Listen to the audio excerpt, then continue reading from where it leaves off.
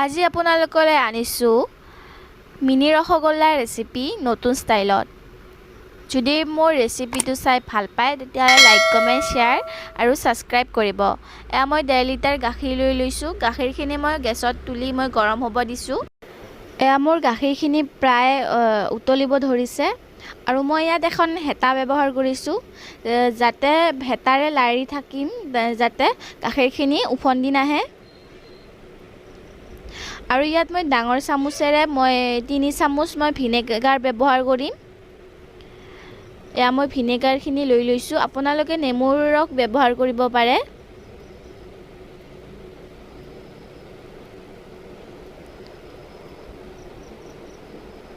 এয়া মই ভিনেগাৰখিনি মই দি দিছোঁ আৰু দেখিছে মোৰ চানাখিনি ফাটি গৈছে। আৰু মই এইখিনি এখন ডাঙৰ চেকনিত মই কাঢ়ি ল'ম।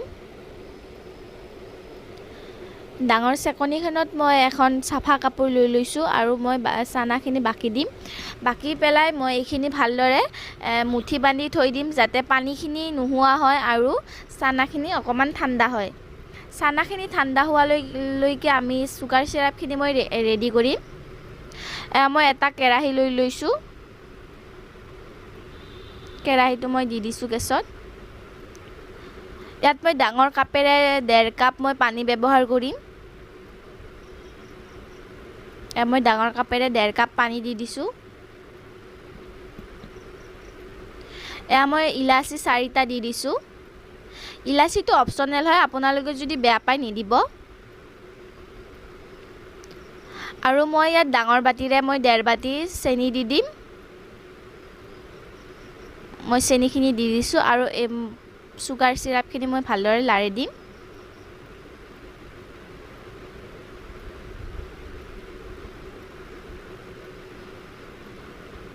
আৰু চুগাৰ চিৰাপখিনি প্ৰায় লো মিডিয়াম ফ্লেমত মই 10 মিনিটৰ কাৰণে মই উতলিব দিম। আৰু মই এয়া মোৰ চানাখিনি মোৰ ৰেডি হৈ গৈছে। চানাখিনি মই মাৰি ল'ম ভালদৰে। এয়া দেখিছে একদম সফ্ট হৈ গৈছে। ভালদৰে মাৰি ল'ব। এয়া মই ভালদৰে হেতাৰে মই মাৰি লৈ লৈছোঁ। আৰু যদি মোৰ চেনেলত আপোনালোকে নতুন হয় তেতিয়াহ'লে লাইক কমেণ্ট শ্বেয়াৰ আৰু ছাবস্ক্ৰাইব কৰিব আৰু বেল আইকনটো বজাই দিব। তেতিয়াহে মোৰ নতুন নতুন ভিডিঅ'ৰ ন'টিফিকেশ্যনবিলাক আপোনালোকলৈ আহি থাকিব। এয়া মই চানাখিনি মই দুভাগ কৰি ল'ম। এটা অকণমান সৰু কৰি ল'ম আৰু এটা ডাঙৰ কৰি ল'ম, কাৰণ মই এটা ভাগত মই ফুড কালাৰ ব্যৱহাৰ কৰিম। অকণমান ৰসগোল্লাকেইটা অকণমান মই কালাৰ হোৱা কাৰণে মই অকণমান ফুড কালাৰ ব্যৱহাৰ কৰিম। এয়া মোৰ বগা ছাইডটোখিনি মোৰ হৈ গৈছে আৰু বাকীখিনি মই এয়া লৈ লৈছোঁ। ইয়াত মই ফুড কালাৰ ব্যৱহাৰ কৰিছোঁ। ইয়াত মই কেশৰ ফুড কালাৰ ব্যৱহাৰ কৰিছোঁ। কেশৰৰ কালাৰটো মই ব্যৱহাৰ কৰিছোঁ। আপোনালোকে যিকোনো ফুড কালাৰ ব্যৱহাৰ কৰিব পাৰে। আৰু আপোনালোকে ফুড কালাৰটো নিদিবও পাৰে, এয়া অপচনেল হয়। আপোনালোকে যদি বেয়া পায় তেতিয়াহ'লে নিদিব। মই কিন্তু ফুড কালাৰ ব্যৱহাৰ কৰিম, কাৰণ বগা ৰসগোল্লা সকলোৱে খাই ভাল পায়, কিন্তু অকণমান কালাৰ হ'লে দেখাতো ভাল লাগে আৰু খায়ো ভাল লাগে। আপোনালোকে ঘৰত এনেদৰে বনাই ট্ৰাই কৰি চাব, খুব বেছি ভাল লাগে।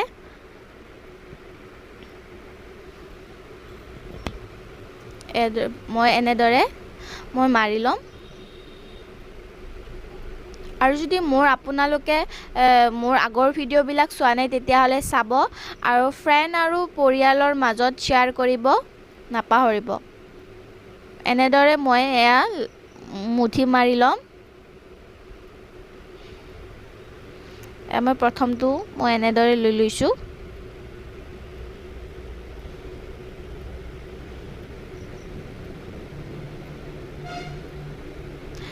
আৰু আপোনালোকে ইয়াৰ শ্বেপটো অকণমান ডাঙৰ কৰিব পাৰে, কাৰণ যিহেতু মই মিনি গোল্লা মই বনাম, সেইকাৰণে মই অকণমান সৰু কৰি দিছোঁ। আপোনালোকে ডাঙৰ কৰি ল'ব পাৰে।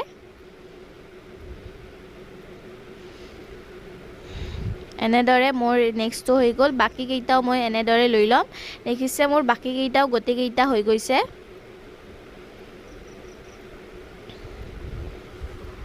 তাৰ পিছত মই এইখিনি সুগাৰ সিৰাপত মই দি দিম এয়া মোৰ সুগাৰ সিৰাপখিনি মোৰ ৰেডি হৈ গৈছে এইখিনি অকমান টাইম মই লাৰি দিছো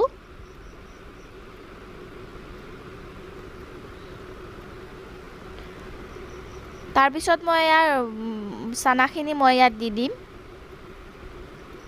প্ৰথমতে মই ফুড কালাৰ ব্যৱহাৰ কৰা কেইটাই মই দি দিছো